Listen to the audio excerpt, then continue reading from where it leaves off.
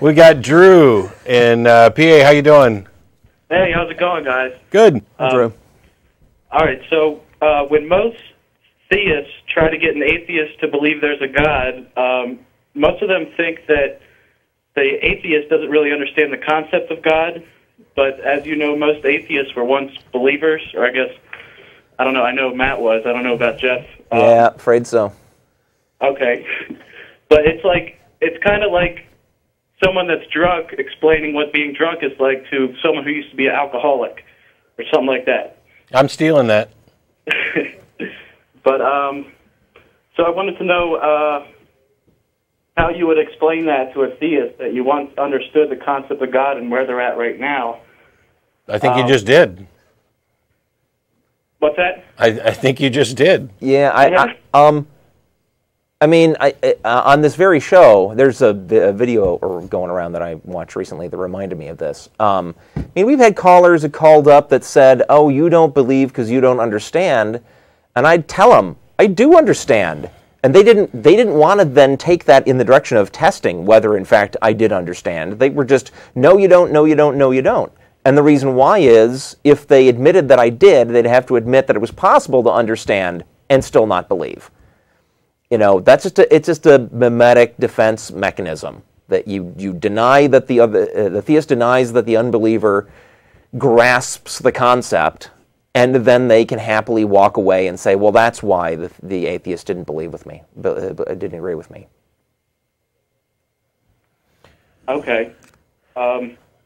Now, what I've said before, it depends on who you're talking to, because this comes up a lot. I mean, people presume that atheists simply haven't heard or don't know, and in some cases that's true. I mean, there are some people who may not have any familiarity with any religion, having been, you know, raised in generations old families of non-believers.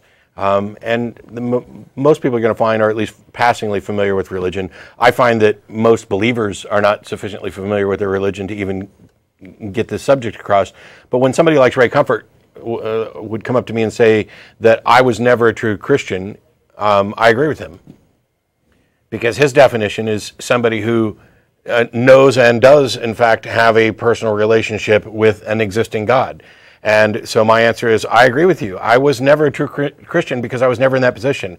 However, I was in the position of believing that I was in that position, which is the same position that you're in. And we have no way of telling the two apart. We can't tell between the person who simply believes that they are, you know, talking to a God and the person who actually is talking to God. They're indistinguishable to the outside observer. And they're seemingly indistinguishable between each other.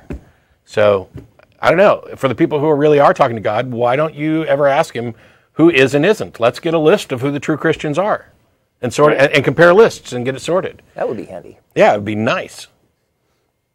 And let me think. That kind of goes into explaining, like, I know how to just tell somebody like what evidence I looked at to make it, or lack thereof, for why I don't believe in their God, but I can't really go through my own, like, transitional forms in my own mind, like going from like a theist to a deist, and then not thinking there's any reason to believe at all.